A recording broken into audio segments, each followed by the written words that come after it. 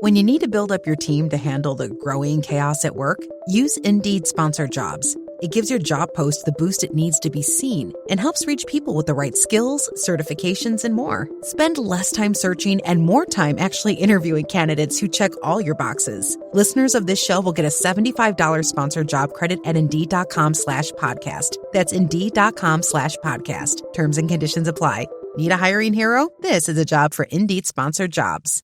Study and play come together on a Windows 11 PC. And for a limited time, college students get the best of both worlds. Get the Unreal College Deal. Everything you need to study and play with select Windows 11 PCs. Eligible students get a year of Microsoft 365 Premium and a year of Xbox Game Pass Ultimate with a custom color Xbox wireless controller. Learn more at windows.com/student offer. While supplies last. Ends June 30th. Terms at aka.ms/collegepc.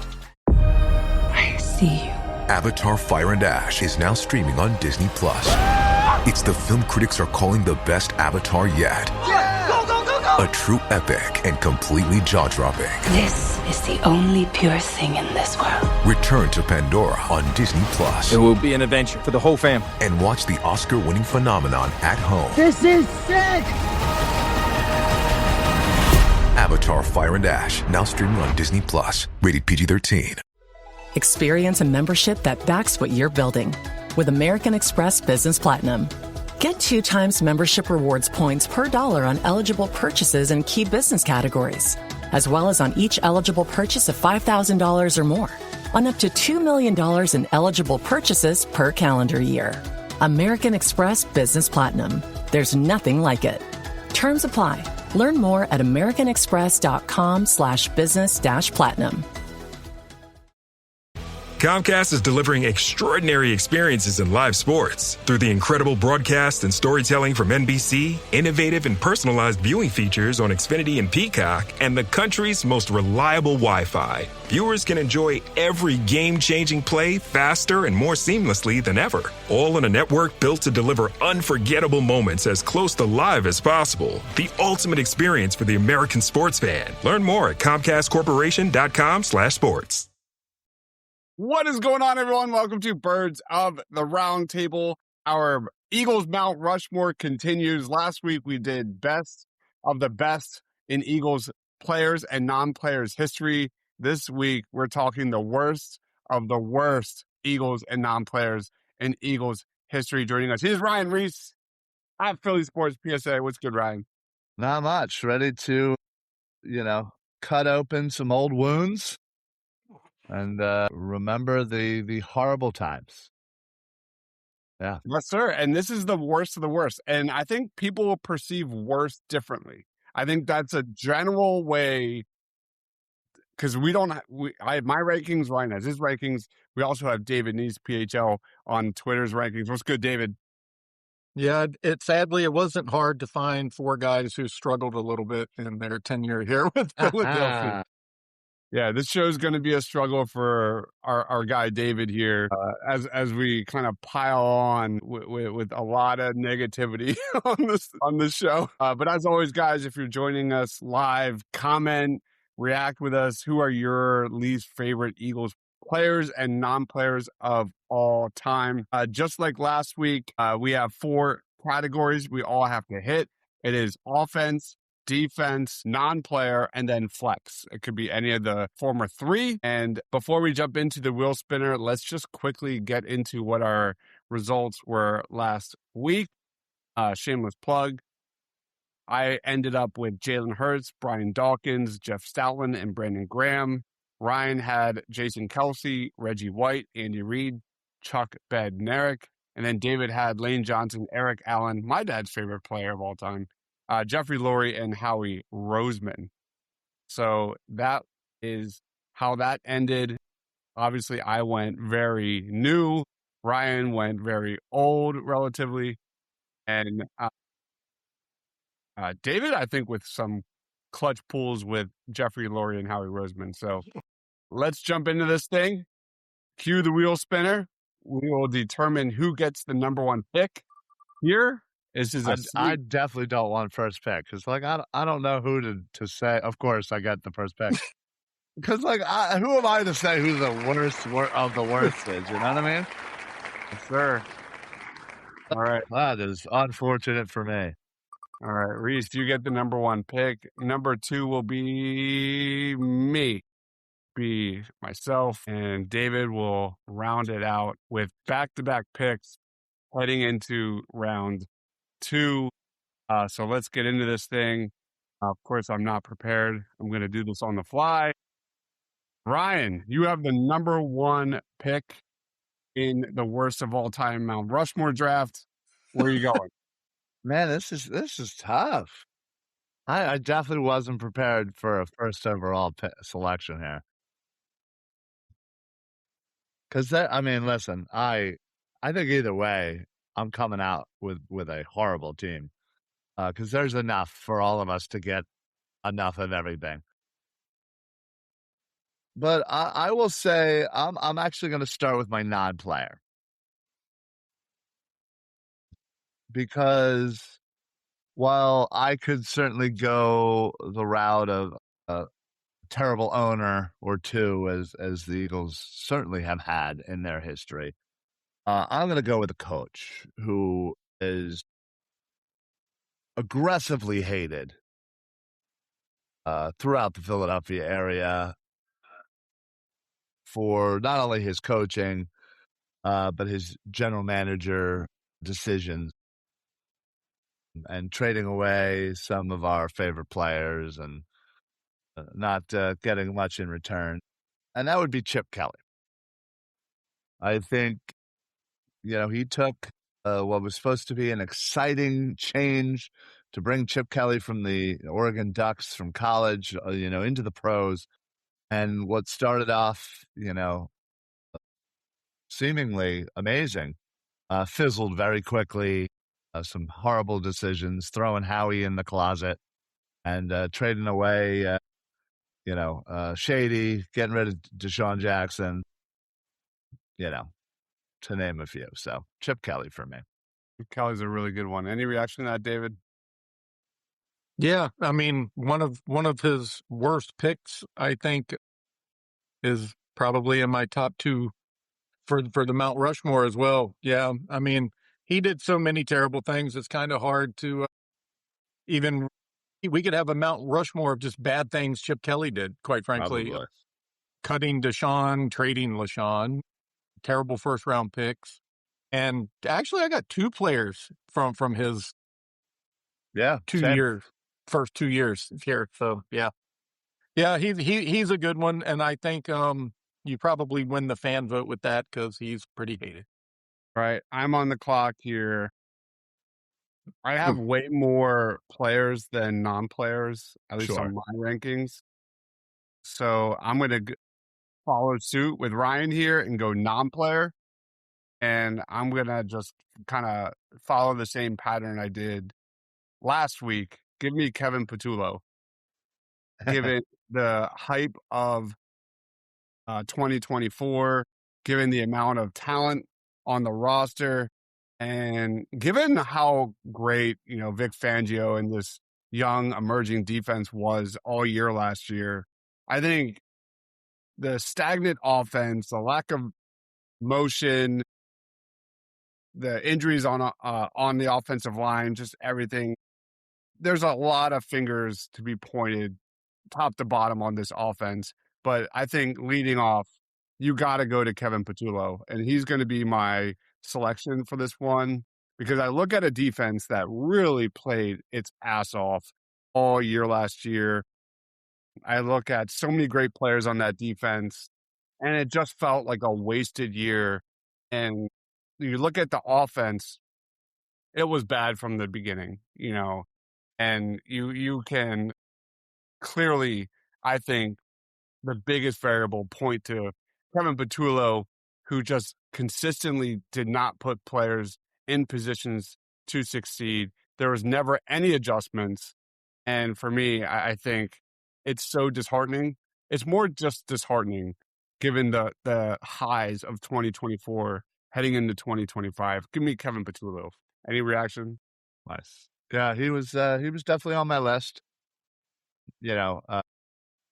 I think there's a couple of different ways that you almost need to view these little drafts that we do, and recency bias is certainly something that 100% has to be in consideration. And Petullo certainly has the ire of all Eagles fans currently. So it's smart choice to keep things fresh and in the people's mind.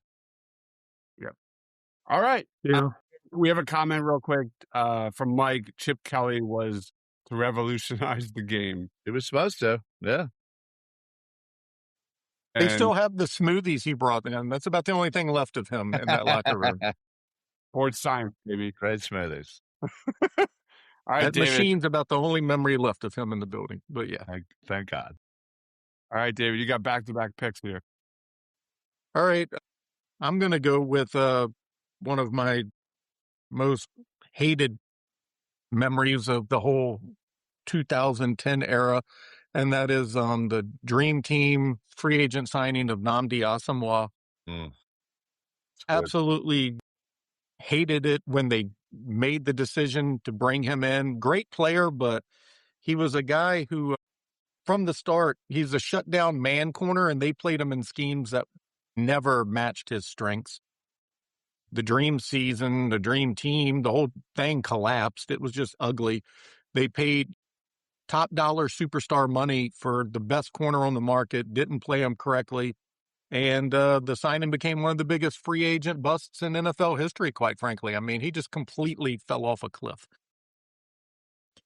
And he used to, I think didn't he eat his meals like in the car or something like during training camp? I mean, it was just terrible. Just everything about it was just ugly. Yeah, his acting career ended up being better than his Eagles career. And his wife kicks his ass in that. So that's for sure. But so that's my defensive pick. I was going to go Petullo next, but that guy is gone. I think his play calling, he used the same wheel we did to decide the order of this process, kind of what it looked like his play calling came from.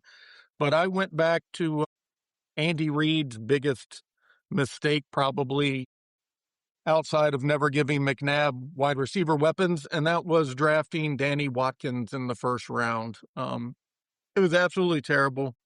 It's just brutal also because they traded up for him, which just compounds the misery there. He was a guard supposed to stabilize the line. I think he lasted 2 seasons. If that. And, he'd already spent time as a firefighter before they even drafted him. He was never fully committed to football. And, he just never did anything. And I normally don't like piling on guys, but this seems like a situation where either he just was good enough where he knew he could take the money and just never had his heart in this at all. So just a brutal selection. I think it was one of the worst evaluations of Andy Reid's career, quite frankly. I mean, utilizing that type of draft capital for, a guy who rode into town on draft day in a fire truck. And then 2 years later, that was his career for the next decade. So great human being, terrible draft pick. All right. Danny Watkins, I had him really high as well. That was a great selection. You also, by the way, you have Nnamdi in the non-player spot for David, just FYI. Good call. He was a non-player, quite frankly. Wow, yeah, man. So true. So true. Nice, yeah. I am on the clock here in the second round, and I am sprinting to the podium to make this selection. And this is something that I wish our former podcast host would be with us at the moment, Rob Langy, because the guy I'm selecting is Jalen Rigger. And throughout that draft process, I was a big Jalen Rigger guy. And it was more so fit than talent. And it really, truly, as a draft guy, changed the way I view the draft in terms of slot versus talent versus snaps, all the above. So how a guy can fit in an offense. I'm going to go Jalen Rigger because, obviously the Justin Jefferson thing, we all know.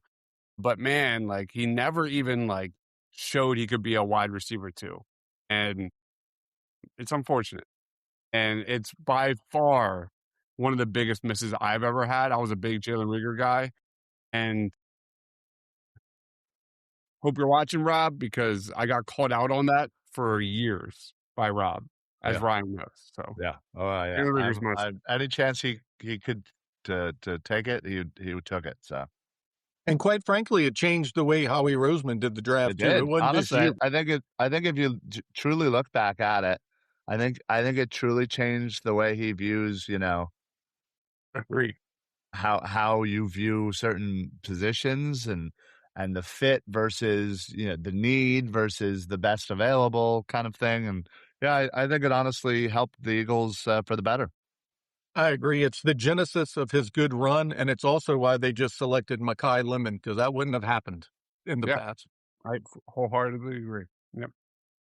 All right, Ryan, you got back-to-back picks, man. Hey, I was, for my offense, I was down to two people.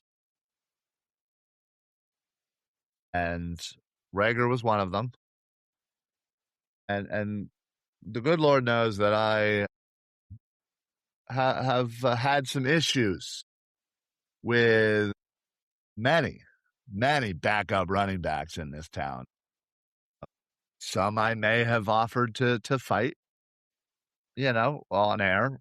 But I'm actually shockingly not going to go with a backup running back, even though there are some really good and talented ones.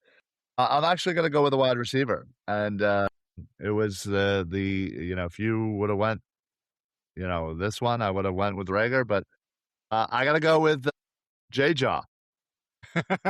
JJ Arcega-Whiteside. His career was over the second his mama had that umbrella over him at training camp.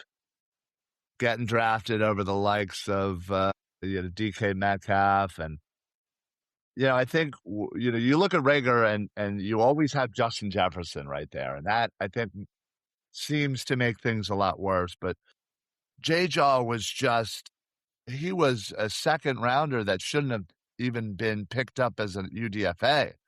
Like the skill set was just not there for anything. He didn't have, the makeup for an NFL player. So, yeah, I think overall, skill wise, he might be the worst wide receiver we've ever drafted. So, that's my offense. Defense, man. I have such a long list of defensive players here. And I can't wait to go over our honorable mentions because I got a list. And again, I mean, this guy technically wasn't really a linebacker, but he was an early selection that just made no sense. He was a guy that nobody even had on anybody's radar, much less a first rounder, much less to the Eagles. And that was Marcus Smith. He quite literally gave the Philadelphia Eagles nothing and was soon off of NFL rosters. Only because he was a first rounder did he last as long as he did. But, man, talk about a humongous disappointment. You look at Rager, you look at J-Jaw, you look at Danny Watkins. Those guys are all in the same mold as Marcus Smith, and just out of left field selection, and just again brought very little to the table. So Marcus Smith, big bust for sure. It's a good one. We have Mike saying bust. He wasn't on my list.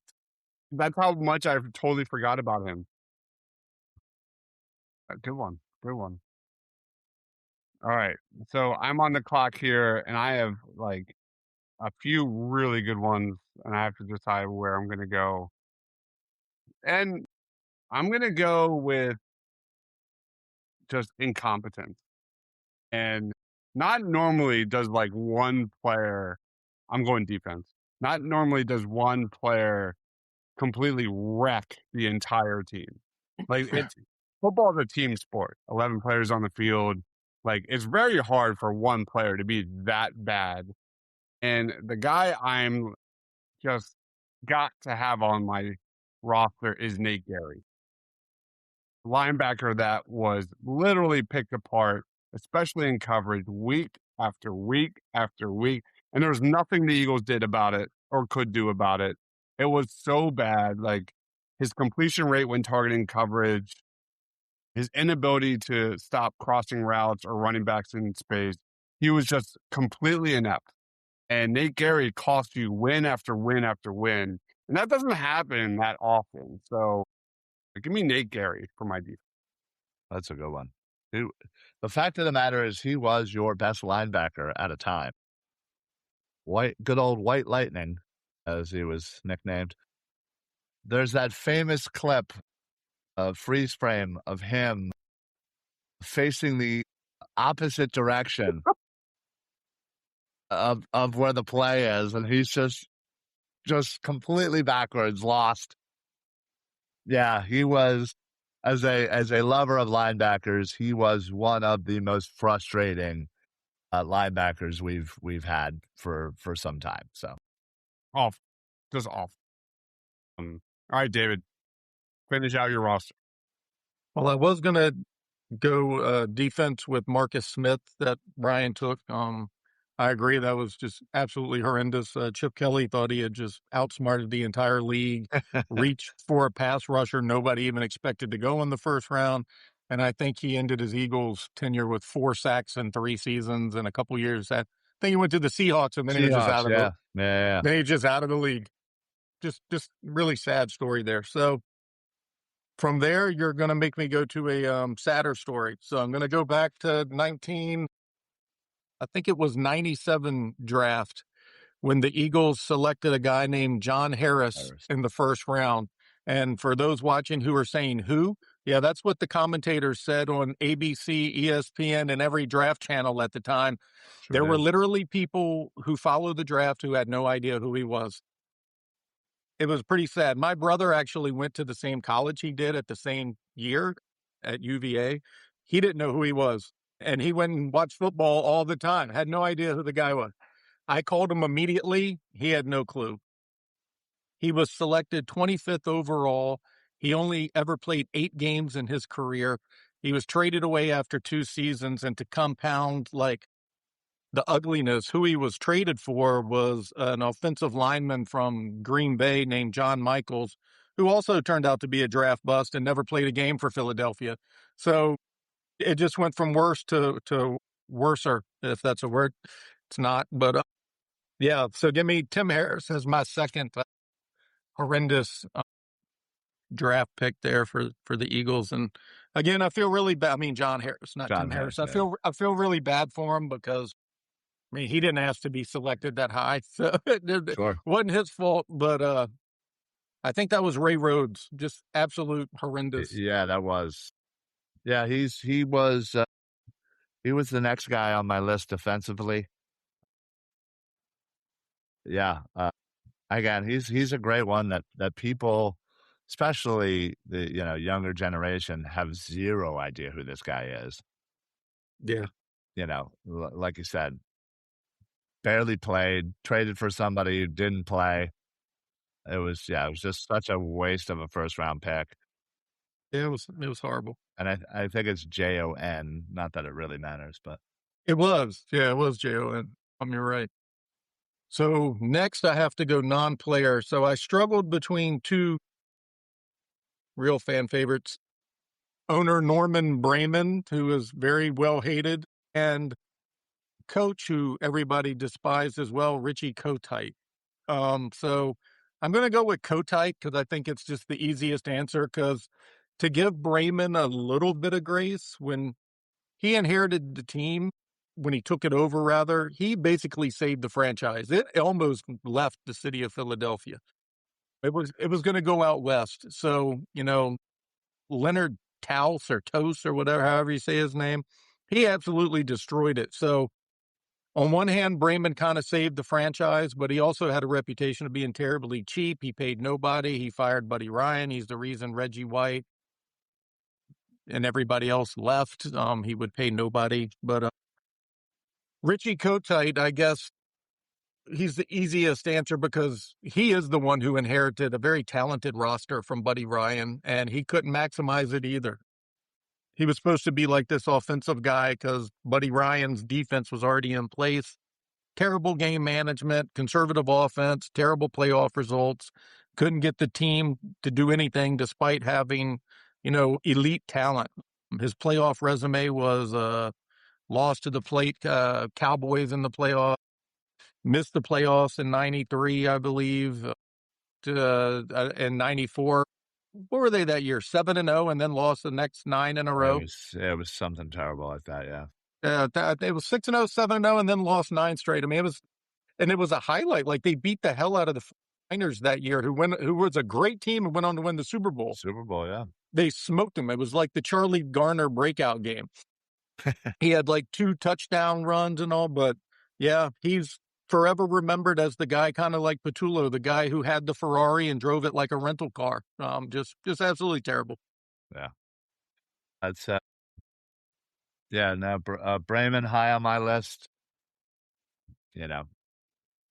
Definitely did some terrible things. I think what was he is basically responsible for, Reggie White. Yeah, that's the big one. Yeah. So, I mean, even firing Buddy, I don't think Buddy ever won a playoff game. Defensive mastermind. True. I mean, no, I never did, but yeah, he was trying to maximize. High on my list, but Kotite was the next coach, definitely on my list for sure. Yeah, ugly times, lean seasons, terrible. Man. Terrible. That's a really good one. I had him a little bit down. I have to round out my roster with a personal choice. This is very personal list so far, so I got to finish it out right. So I'm going to 2023 as I do. I go recent, and I go an Eagles defense that was god awful under Sean Desai, and this was a time when I was doing so much Eagles content. I was doing probably 3-4 shows a week, covering the team every day or like all the time. And it was, I don't know, like mid-season, 3/4 of the way, they moved to Matt Patricia. And the defense actually got worse. And I'm going to go Matt Patricia in the whole sense of the word worst. Like, they went from the worst defense to like an all-time worst defense where nobody knew their role. It was god awful. And I remember just being so actively engaged in these games, and similar to why Kevin Patullo's right there, Matt Patricia had no right being there. And it was, I don't know, how many weeks was he truly involved? Like a month. Like the last month in the playoffs. It was honestly the worst Eagles football I've ever seen in my life. And I'm going to go Matt Patricia for me as my flex. It was also terrible because they hired him like during the offseason as like an advisor. Right. In the event this did happen. Like they thought he was going to walk in and be a savior, but no. Yeah. It got worse. Yeah, really bad. Really bad. I got to say, Patricia definitely not on my list, but I can respect it. I wish I had a pen I could stick in my hat right now. Yeah, right. Yeah. Pencil. Yeah. Truly lead poisoning. Yeah, right. All right. So last pick for my flex, man. I have a list of like 20 people right now that somehow did me wrong in some way, whether by their just awful play or whatnot. But man, I mean, I could go with a classic, somebody like a Mike Mamula, but ultimately I think Mamula ended up being all right. Just, he was a first-round pick, and there was a lot, of pressure and a lot to be expected. So I'm not going to throw his name. I feel like as much as I alluded to it earlier about a backup running back, and my hatred of Wendell Smallwood, I couldn't put Wendell Smallwood in here because he's definitely not the worst running back, in my opinion. So I think I will select the worst running back, in my opinion. And that's Donnell Pumphrey. We got him in a draft that was absolutely stacked with running backs. Did not matter the pick. Everybody was hitting. And what did we do? We go ahead and get the guy from the small school who got overused and broke some, silly college record. And he was the only one that didn't amount to crap. Absolute garbage selection. We could have selected any other running back and it would have been better. The absolute worst selection from that draft. I got to tell you, that was the most frustrating part for me, is the fact that every other team hit on their running backs and we were the only ones that did not, by selecting some small, underused, San Diego State running back. I have a laundry list of backup running backs that just live in here. In the hate corner of my mind. Yeah. He's there for sure. Right next to Wendell Small. Not Kenny Gainwell. Wow. No, listen, I feel like Kenny, that was more of a love-hate relationship, there's a lot of humor to that. And listen, I'm proud of what he's been able to do so far outside of the Eagles. And I was, it's not like I didn't like him. It's just, well, okay, maybe I didn't like him, but I preferred when he wasn't in. But when he was in, he performed admirably. But he's not even in my top 10 of running back hate. So, what made that draft pick so bad too is the 2017 draft was in Philadelphia, which was awesome. If you went to it, I mean, it was fantastic. I was there. I was on the red carpet. Yelling at me too. Nick Saban and Dabo Sweeney and it was so fun. And I was so there fun. When they selected Donnell Pumphrey, and it was like somebody punched me in the gut. 100%. Because, like you said, there were just so many people there. But that same draft, Derek Barnett, round 1, and then Sidney Jones, round 2. Then you got Donnell Pumphrey in that draft. The before mentioned Nate Gary was in that draft. I mean, you go back and look at that. And that was the one we hosted. Yeah, just really sad. Shelton Gibson, if you remember that wide receiver. Heck yeah. I remember Shelton. Rasul Douglas came out of that one. He was, he was the only one. Yeah, decent third-round pick, but yeah. And if we can go through some honorable mentions, please. Like I'd like to mention Harry Sconce Williams, I think. Kerry Sconce Williams, is that his name? Kerry Williams? Yeah, Williams. Kerry Williams. Couldn't do practices because he was looking for sconces for his house with his wife. Right. Or dance recitals for his daughter. Yeah. Andre Dillard, who can't do things left-handed and right-handed. Sure. Jerome McDougal. Sadly, I think he got shot. Didn't he end up getting shot or something? He did, but it was like a couple seasons in.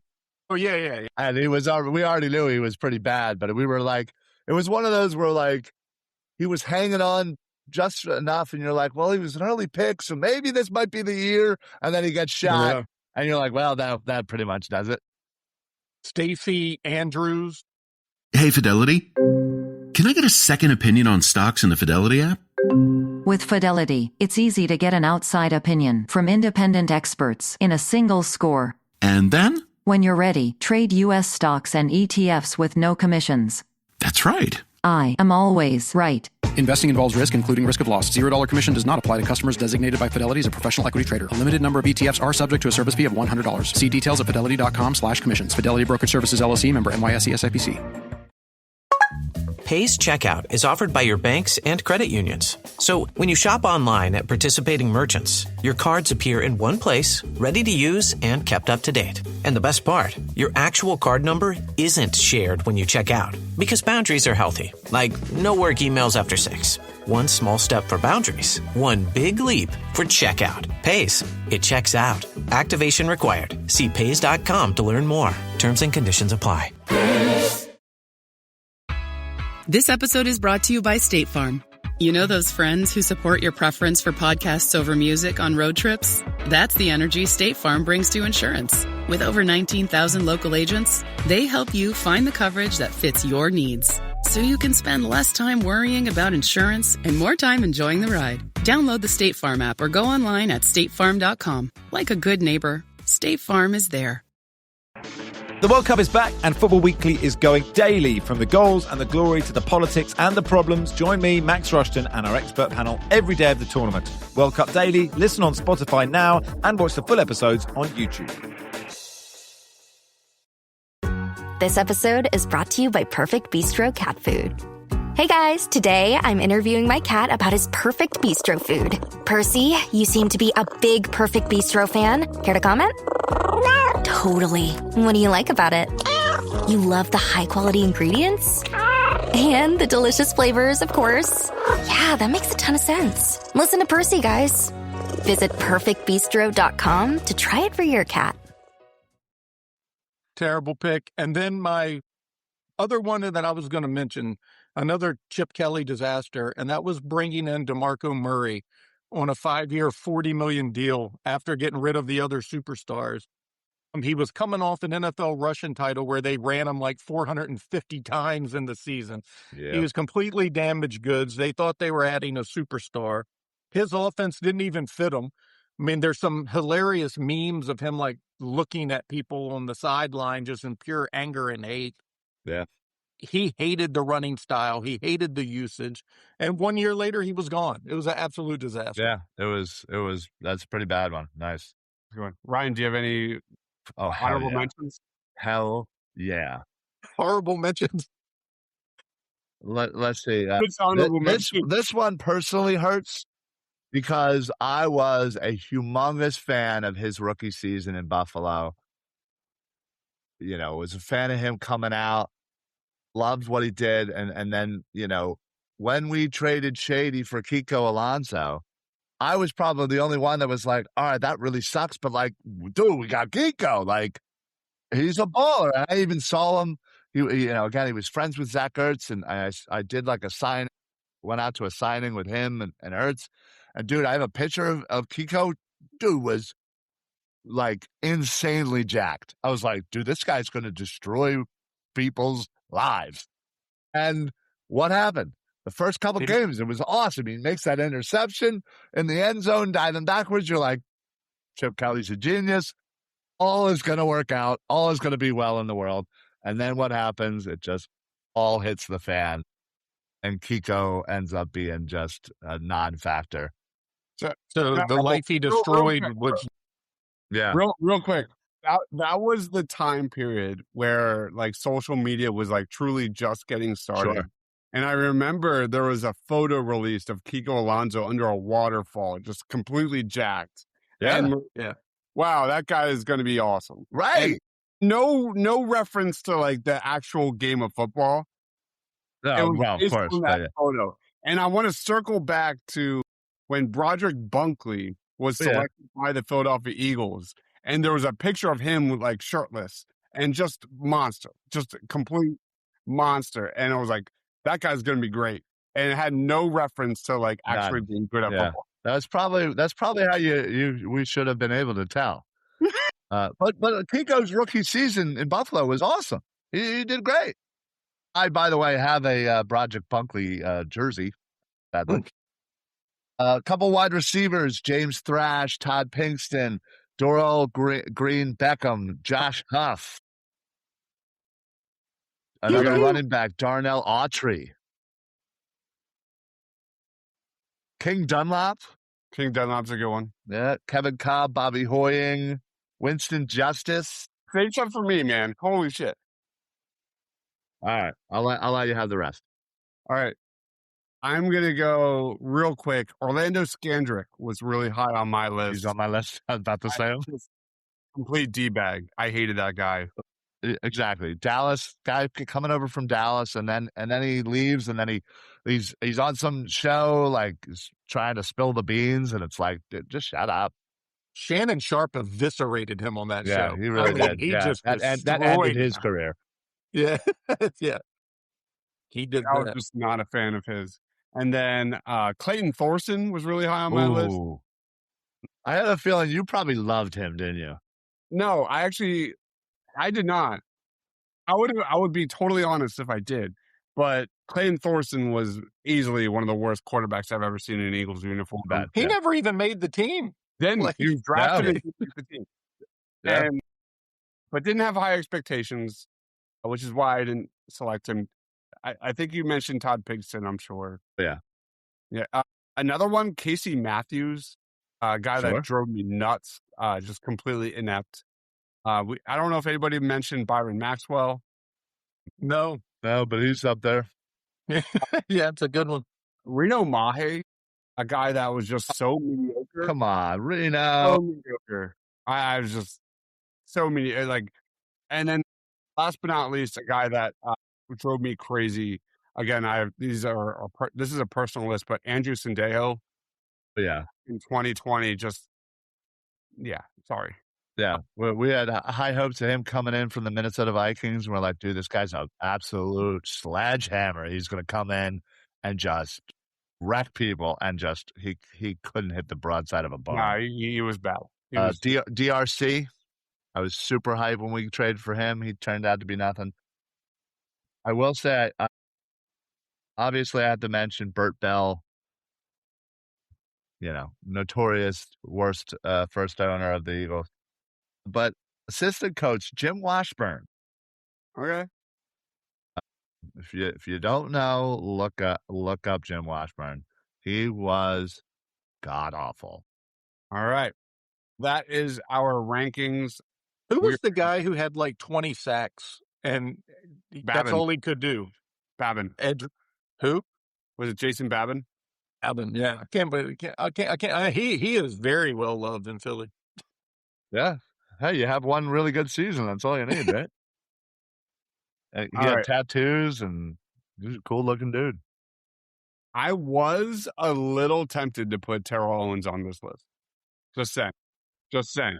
Throwing it out there. All right. Let's roll on to our dark horse segment. Last week, it was a complete disaster. I'm not even going to show you the list. We are picking our guys that are fringe players that could make the roster, that have small chance to make the roster. David, lead us off. Who you got, man? Yeah, my number one, unfortunately, might be yours too, but it was Daquan Wright, tight end. He's just a really interesting Eagles camp sleeper, in my opinion. I mean, I project him to make the 53 every time I do that. I just think he's the kind of guy Howie loves getting cheap. They're athletic, developmental, signed as a UDFA, but, he's got good size, like 6'4", 245-ish. And, he's more of a receiver, which, some people might not love that part, but he gets separation a lot better than you expect for his size. He's just a good route pacing. He had multiple catches of 20-plus yards, soft hands. He can catch the ball away from his body. He lines up all over the place. And I think they're rebuilding the tight end room. And, Stowers and Munt and Wright, and, you already have Goddard, who likely is gone at the end of the year. I kind of like that threesome behind him when, Goddard moves on. So I think he has, a really legit chance. I mean, he's a bubble guy to be sure anytime you're a UDFA. But, yeah, I really like him. And I think, I'd still put his, 50-50 chance for him to break out this season and make the roster. Daquan Wright is also my selection. I'm low-key truly excited for the depth at tight end this year. As you know, I'm a big, if you watch our previous shows, Johnny Munt is a guy that I'm really excited about. Guys that can hold their own inline and be, guys that can hold the point of attack and set an edge and whatever. The Eagles need to get back to outside zone and get back to being able to have guys that can do their thing in run blocking. But that being said, the reason I went with Daquan Wright, and I truly believe this, is Eli Sowers is a long-term play. He is a guy that I think is 2 years away, and I think he has a lot of potential. But I see a guy like Daquan Wright with some of the similar traits that's bigger, a little stronger, and can do a little of the same things in respect. So I think Daquan Wright could make some noise this training camp and preseason, and he's obviously going to beat out Grant Calcaterra. I think I'm really excited about Daquan Wright as your tight end. And he has the two things you can't teach, and that's size and receiving ability. So he's already got a head start because he's got that, down. So I agree that, everything you said. I think Stowers, they might try to fit him in this year, on some plays there. He's going to have to be able to sell his blocking technique in order for him to get a lot of snaps there. Yeah, and they're, a little bit similar. And again, when you're thinking about, the future of that tight end room, he's a perfect fit for a backup as well for Stowers if he becomes the guy. All right. We've got two Daquan Wrights. Ryan, who you got? Yeah, listen, Daquan is certainly somebody I'm going to be rooting for. Coming out of Ole Miss, was certainly a big fan, and I truly do hope he makes this roster in some fashion, whether it be practice squad or not. Yeah, he's definitely somebody I'm interested in seeing more. But I'm going to go with a wide receiver, and I'm going to go with Johnny Wilson. Perhaps many of you have forgotten who Johnny Wilson is, but he is still technically around. And even though we may have lost AJ, we did bring in quite a few wide receivers into the mix. Johnny Wilson is, by all accounts, is going to be healthy, but he's got some competition, obviously. The fact that, Smitty and Mekhi Lemon and Hollywood Brown and, Dontavian Wicks will most likely make up your top four. The last two roster spots, if they end up keeping six, are certainly going to be highly contested with, Elijah Moore, whether it be Darius Cooper, from fan favorite from last year, or Johnny Wilson himself. Like I said, he's coming off of, back-to-back injuries, and I think a lot of people kind of forgot about his red zone ability, and I think that's going to serve him well for potentially making this roster, and I'm rooting for him, but it's going to be an uphill battle for sure for Johnny Wilson. Just a negative player. I think his run blocking is really, really good. Let's be real. But man, there's just some bonehead penalties and things like that have been frustrating. And when I think of Johnny Wilson, I think of when I was thinking about this roster and how maybe they could keep, this is before all the moves they made at wide receiver, maybe they could keep Darius Cooper because he's physical and fits kind of the mold of this new offense in terms of run blocking, because they didn't have a lot of guys. That's how far we have come in terms of Johnny Wilson not being an impact guy on this team. Any reaction to that, David? Yeah, I mean, I agree with everything you said. I think a lot of people in the organization are rooting for him. He was a lot of guys kind of like Red Star kind of player. When they selected him, they really believed in his athleticism, and and you nailed it on the head, his ability in the red zone. And and for a team that was run heavy, especially the way the Eagles were, going into 2004, he was going to be a perfect fit had he been able to stay healthy all year. A couple seasons of struggling with injuries kind of, put you on the bubble, whatever that phrase is, the best ability is availability. And he's got to be able to prove that, he can do that. For sure. For sure. All right. That is our show tonight. Went a little longer than we thought. To you, Ryan, final thoughts? on our Eagles Mount Rushmore series? Go ahead. Yeah, I think we each selected truly awful teams. Congratulations for making me think about all of them all over again. I will most likely be having nightmares tonight about all of the horrible things that they have done to my well-being over the years. But outside of that, yeah, this is fun show. I love doing these type of things. Keeps things interesting during the long off season. You know, we got a ways until training camp, so stick to it. We'll be doing more of this, and I'll be doing the kind of the same thing Fridays for the football Smack Talk show at 4:30. So It's funny you mentioned that too, because like when I look back at my list, those were the guys that when I'm doing post game shows and things like that, like guys that absolutely killed me. Absolutely, guys, I'm tired. It's things that you have said week after week after week after, like, and you're just calling out the same thing. Those are the things that drive me crazy. And those are the guys that were like on my list for me. Yeah, oh yeah. Oh, believe me, every single person that I selected had some like just guttural response of just hatred. Like I can think back to a memory, whether it was, more recent or when I was a lot younger, of just being not only disappointed, but just utterly confused as to why they would hurt me so much. And those memories will never go away. They'll stick with me as an Eagles fan. And many of your players, I have those memories right here in the black part of my heart. So, all right, David, final thoughts, plugs, time's yours. Yeah, I think we got 5 weeks before training camp starts. They released today. They report on the 28th of July. And the first practice is likely the 29th. That's normally their schedule. So the worst imagery of this entire show this evening was that JJ Ortega-Whiteside of his mother holding the umbrella. That nauseates me. I hate that more than anything. Anybody who knows me or follows me on this knows I never like to speak negatively a lot of these guys, but I'll tell you I absolutely hated that. It was just terrible, whether it was his fault or not. Yeah, that was the moment where he just lost all of Philadelphia's respect.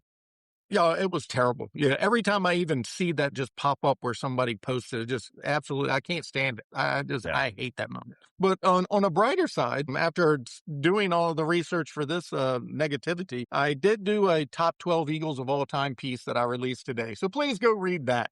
It'll brighten your mood after listening to 16 horrible players for the past hour. And other than that, just go follow everybody, man. We got a few more fun weeks, 5 more before training camp starts, and then we'll be, getting into preseason games again, unbelievably, so keep following along. We'll have some more interesting content. I have no idea what Mr. Crockpot here plans on slapping us with next, but I'm sure it'll be interesting and fun. Just a quick aside. There are a few moments as being a Philly sports fan, it's absolutely bananas. But like the umbrella sequence, like in regards to moments that take you completely out on a player, that's a good one. I also want to throw in about 2-3 years in to the Ben Simmons career with the Philadelphia 76ers. It's aside. Just hear me out. I was one of the biggest Ben Simmons guys there is. I was a huge fan of his. And there was an off season where his mom was on a podcast talking about how he used to have to pay Ben $20 allowance to go practice the game of basketball. And that was the moment that like I had it wrong.